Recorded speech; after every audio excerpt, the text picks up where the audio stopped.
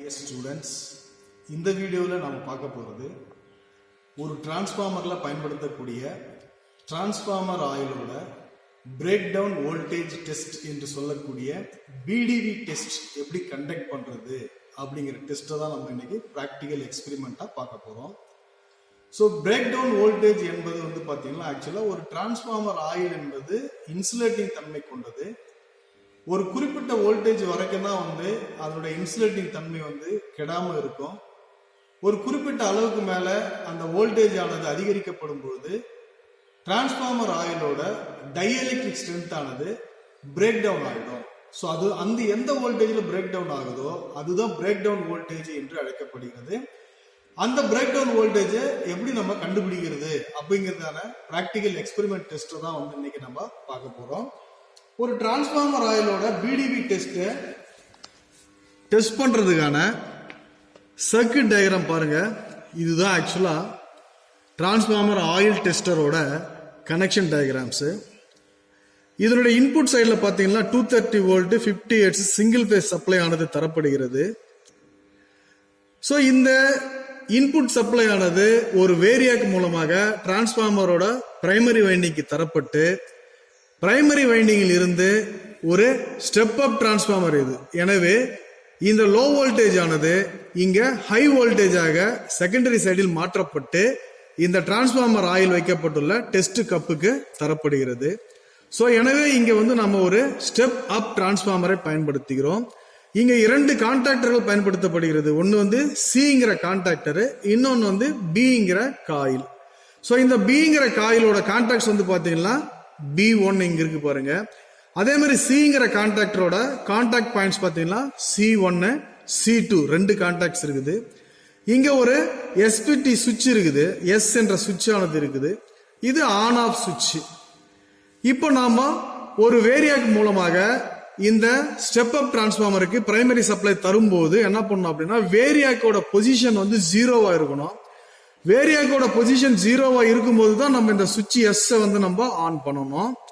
அதே மாதிரி நம்ம எந்த டிரான்ஸ்ஃபார்மர் ஆயிலோட பிரேக் டவுன் வோல்டேஜை கண்டுபிடிக்க போறோமோ அந்த டிரான்ஸ்ஃபார்மர் ஆயில இந்த டெஸ்ட் கப்ல நாம ஃபில் பண்ணிக்கணும். இந்த டெஸ்ட் கப்புக்குள்ளார 2 எலக்ட்ரோட்ஸ் இருக்கும். இந்த 2 எலக்ட்ரோட்ஸோட டயாமீட்டர் பாத்தீங்கன்னா 13 மில்லிமீட்டர் இருக்கும், 13 மில்லிமீட்டர் ஆனது இருக்கும். இந்த 2 எலக்ட்ரோடுகளுக்கு இடைப்பட்ட இடைவெளியானது மினிமம் 4 மில்லிமீட்டர் இருக்க வேண்டும், 4 mm கேப் இருக்கணும். ஸோ இந்த கேப்பை நம்ம வேரி பண்ணிக்கலாம், அட்ஜஸ்ட் பண்ணிக்கலாம். ஸோ இங்க அட்ஜஸ்ட்மெண்ட் ஸ்க்ரூ இருக்கும் 2 பக்கமா, அதை வேரி பண்ணி நம்ம அட்ஜஸ்ட் பண்ணிக்கலாம். இப்போ இந்த சர்க்கிட்டுக்கு நாம இன்புட் சப்ளை கொடுக்கும் போது வேரியாக்கு மினிமம் பொசிஷன்ல இருக்கும்போது நாம இந்த எஸ்ன்ற சுவிட்சை நம்ம ஆன் பண்ணிட்டு இப்போ என்ன பண்ணணும், நம்ம வேரியாக்கு அட்ஜஸ்ட் பண்ணணும். ஸோ வேரியாக்கு அட்ஜஸ்ட் பண்ணும் போது என்ன ஆகும் அப்படின்னா இந்த சிங்கிற கான்டாக்டர் எனர்ஜைஸ் ஆகும். சிங்கிற கான்டாக்டர் எனர்ஜைஸ் ஆகும்போது இங்க C1 க்ளோஸ் ஆகும், C2 க்ளோஸ் ஆகும். C2 க்ளோஸ் ஆச்சுன்னா இது சீலிங் கான்டாக்டா உட்காரும். இப்ப C1 க்ளோஸ் ஆகிறதுனால வோல்டேஜ் ஆனது பிரைமரி வைண்டிங்கிற்கு போகும். பிரைமரி வோல்டேஜ் இன்க்ரீஸ் ஆகும்போது செகண்டரி வோல்டேஜ் என்ன ஆகும், இன்க்ரீஸ் ஆகும். ஸோ செகண்டரி வோல்டேஜ் இந்த டெஸ்ட் கப்புக்கு தரப்படும். இப்போ நாம இந்த வேரியாக்கை யூஸ் பண்ணி நாம பிரைமரி வைண்டிங்க்கு தரக்கூடிய வோல்டேஜ் நாம கிராஜுவலா என்ன பண்ணணும், இன்க்ரீஸ் பண்ணணும். ஸோ கிராஜுவலா இன்க்ரீஸ் பண்ணும்போது அவுட்புட்ல கிடைக்கிற வோல்டேஜ் பாத்தீங்கன்னா நம்மளுக்கு கேவில கிடைக்கும், கிலோ வோல்ட்ல கிடைக்கும். ஸோ நம்ம கொஞ்சம் கொஞ்சமா இன்க்ரீஸ் பண்ண ஒரு குறிப்பிட்ட வோல்டேஜ்ல இந்த 2 டிரான்ஸ்ஃபார்மர்களுக்கு இடையில ஏற்படக்கூடிய ஸ்பார்க் ஏற்பட்டு அந்த ஸ்பார்க்கின் காரணமாக இந்த பிங்கிற காயில் எனர்ஜைஸ் ஆகும். இந்த பிங்கிற காயில் எனர்ஜைஸ் ஆச்சு அப்படின்னா பியோட கான்டாக்ட் B1 என்ன ஆயிடும்னா இது நார்மலி க்ளோஸ்டு டைப், இது ஓபன் ஆயிடும். இது ஓபன் ஆயிடுச்சு அப்படின்னா சிங்கிற கான்டாக்டர் டி எனர்ஜைஸ் ஆகும். சிங்கிற கான்டாக்ட் டி எனர்ஜைஸ் ஆயிடுச்சுன்னா ஆட்டோமேட்டிக்கா C1 ஓபன் ஆயிடும், C2 ஓபன் ஆயிடும். ஸோ பிரைமரி வைண்டிங்க்கு சப்ளை போகாது. அப்ப எந்த வோல்டேஜ்ல பிரேக் டவுன் ஏற்பட்டதுன்றதை நம்ம இந்த மாதிரி நம்ம கண்டுபிடிக்கலாம். இதுதான் இந்த சர்க்கியூட் ஒர்க் பண்ணக்கூடிய ஒரு விஷயமாகும்.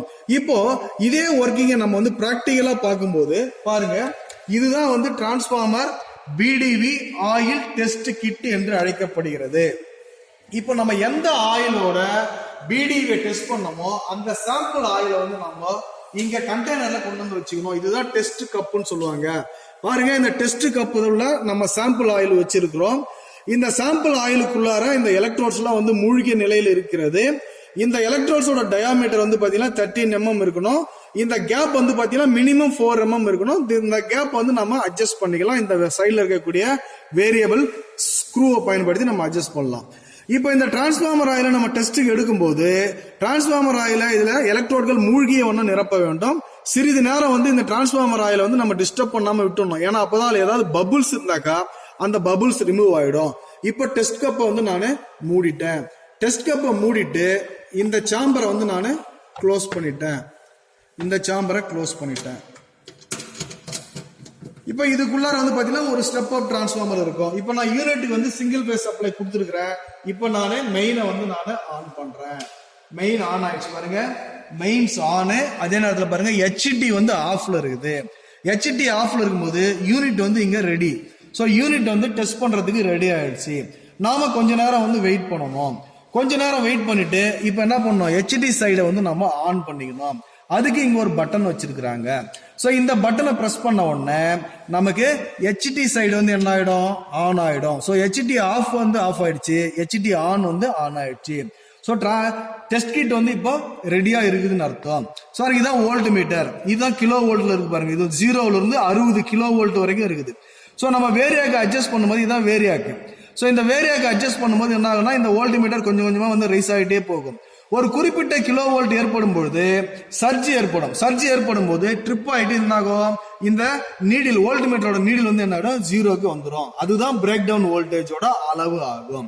இப்போ நான் பாருங்க இந்த டெஸ்ட் கிட்ல வேரியாக்கை யூஸ் பண்ணி நான் என்ன பண்றேன், ஒரு வினாடிக்கு 1 kV, ஒரு வினாடிக்கு அதாவது 1 கிலோ வோல்ட் பெர் செகண்ட் அப்படிங்கிற ரேட்ல வந்து நான் என்ன பண்றேன், கொஞ்சம் கொஞ்சமா நான் வந்து வோல்டேஜை இன்க்ரீஸ் பண்றேன்.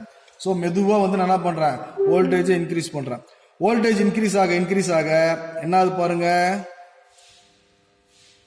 இப்போ 20 கிட்ட வந்துடுச்சு. 20 கிலோ வோல்ட் கொடுத்துருக்குறேன். இப்போ 20க்கு மேல போகுது, 30 கிட்ட போகுது, 30க்கு மேல போகுது, 30 கிலோ வோல்ட்டுக்கு மேல போகுது. கொஞ்சம் கொஞ்சமா நான் கொடுத்துட்டு போறேன். 30 கிலோ வோல்ட்டுக்கு மேல போயிட்டு இப்போ 40 கிட்ட போகும்போது என்னாச்சு, ட்ரிப் ஆகி 0க்கு வந்துடுச்சு. ஆனா சரியா வந்து எந்த வோல்டேஜ்ல ட்ரிப் ஆச்சுன்னு நம்மளால வந்து என்ன பண்ண முடியல, கவனிக்க முடியாம போயிடுச்சு. அப்படின்னா அதுக்கு வந்து பாத்தீங்கன்னா இந்த மெமரி புஷ் பட்டன் இருக்குது. இந்த மெமரி புஷ் பட்டன் நீங்க அழுத்தி பாத்தீங்கன்னா எந்த வோல்டேஜ்ல ட்ரிப் ஆச்சுன்னு சொல்லிட்டு வோல்ட் மீட்டர் காட்டும். சோ இப்போ வந்து பாத்தீங்கன்னா 40க்கு முன்னாடி இருக்குது இல்லையா. சோ இது வந்து எவ்வளவு அப்படின்னா 30, 32, 4, 6, 8, 38 kVல வந்து ட்ரிப் ஆயிடுச்சு. இப்ப நான் கை எடுத்தோன்னு வந்து என்ன ஆயிடும், 0க்கு வந்துடும். அப்ப 38 கிலோ வோல்ட்ல வந்து இந்த டிரான்ஸ்ஃபார்மர் ஆயில்ல வந்து பிரேக் டவுன் ஆனது ஏற்பட்டு இருக்கிறது. சோ இதே டெஸ்ட் வந்து நம்ம ஒரே முறை மட்டும் செய்யாம 2-3 முறை செஞ்சு நம்ம என்ன பண்ணலாம், ஆவரேஜ் எடுக்கலாம். இப்ப நான் மறுபடியும் பாருங்க, மெயின் ஆன்ல இருக்கு, ஆல்ரெடி மெயின் ஆன்ல இருக்குது. இப்போ இந்த வேரியாக்கு வந்து என்ன பண்ணணும், நம்ம 0 கொண்டு வந்துடணும். 0 கொண்டு வந்தாதான் யூனிட் ரெடி ஆகும். யூனிட் ரெடி ஆயிடுச்சு. ஹெச்டி ஆஃப்ல இருக்குது. இப்போ நான் என்ன பண்ணணும், ஹெச்டி ஆன் பண்ணணும். இந்த பாருங்க ஹெச்டி ஆன் பண்ணியாச்சு.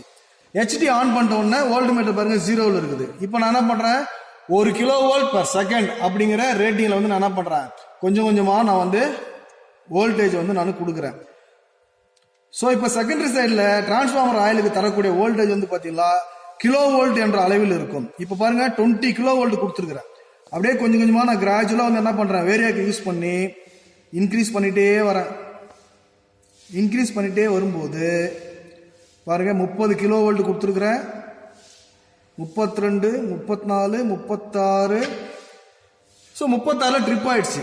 எவ்வளோத்துல ட்ரிப் ஆச்சுன்னு நமக்கு தெரியல. அப்போ நீங்க என்ன பண்ணணும், இந்த மெமரி புஷ் அழுத்தி பார்த்தீங்கன்னா 36ல வந்து இந்த முறை ட்ரிப் ஆயிருக்குது. அப்போ ஏற்கனவே 38ல ட்ரிப் ஆச்சு, இப்போ 36ல ட்ரிப் ஆயிருக்குது. இதே மாதிரி நீங்க இன்னொரு முறை கூட கண்டக்ட் பண்ணி பார்க்கலாம். ஸோ இந்த மாதிரி 3 டெஸ்ட் வோல்டேஜ் எடுத்து அதுக்கு ஆவரேஜ் போட்டீங்கன்னா அந்த ஆவரேஜ் வோல்டேஜ் தான் நாம எடுத்துக்கிற டிரான்ஸ்ஃபார்மர் ஆயில் சாம்பிளோட பிரேக் டவுன் வோல்டேஜ் என்று அழைக்கப்படுகிறது. இந்த டிரான்ஸ்ஃபார்மர் ஆயில பிரேக் டவுன் டெஸ்ட் செய்யும் போது கண்டிப்பாக டிரான்ஸ்ஃபார்மர் ஆயில் வந்து குளிர்ந்த நிலையில இருக்க வேண்டும். ஹாட் ஆயில யூஸ் பண்ணக்கூடாது. ஹாட் ஆயில யூஸ் பண்ணீங்கன்னா பிரேக் டவுன் வோல்டேஜ் வந்து ரொம்ப அதிகமா இருந்தாதான் அது வந்து பிரேக் டவுன் ஆகும், இல்லாட்டி பிரேக் டவுன் ஏற்படாது. எனவே டிரான்ஸ்ஃபார்மர் ஆயிலை நம்ம பயன்படுத்தும் போது சாம்பிள் ஆயில் வந்து குளிர்ந்த நிலையில் இருக்க வேண்டும், ஹாட் ஆயிலாக இருக்கக்கூடாது, அது பபுள்ஸா இருக்கக்கூடாது, சிறிது நேரம் வந்து அதை ரெஸ்ட் எடுக்க வைக்கணும். அப்புறம் ஒரு நல்ல ஆயில் வந்து அதோட டைஎலக்ட்ரிக் ஸ்ட்ரென்த் வந்து அது dielectric voltage break down voltage எவ்வளவு இருக்கும் அப்படின்னா 22 கேவில இருந்து 33 கேவில ட்ரிப் ஆச்சு அப்படின்னா அந்த டிரான்ஸ்ஃபார்மர் ஆயிலோட டைஎலக்ட்ரிக் ஸ்ட்ரென்த் வந்து குட் கண்டிஷன்ல இருக்குதுன்னு அர்த்தம். சோ இதுதான் ஒரு டிரான்ஸ்ஃபார்மர் ஆயில் டெஸ்ட் கிட்டை பயன்படுத்தி ஒரு டிரான்ஸ்ஃபார்மர் ஆயிலோட சாம்பிளோட பிடிவி எப்படி நம்ம மெஷர் பண்றது அப்படிங்கிற பிராக்டிகல் எக்ஸ்பெரிமெண்ட் ஆகும். இந்த வீடியோ உங்களுக்கு பிடிச்சிருந்தா ப்ளீஸ் லைக் பண்ணுங்க, உங்க ஃப்ரெண்ட்ஸ் எல்லாத்துக்கும் ஷேர் பண்ணுங்க. இது போல ட்ரிபிள் இ சப்ஜெக்ட் வீடியோஸ் தொடர்ந்து உங்களுக்கு வரணும் அப்படின்னா சேனலை சப்ஸ்கிரைப் பண்ணி மறக்காம பெல் பட்டனை பிரஸ் பண்ணுங்க. தேங்க்யூ.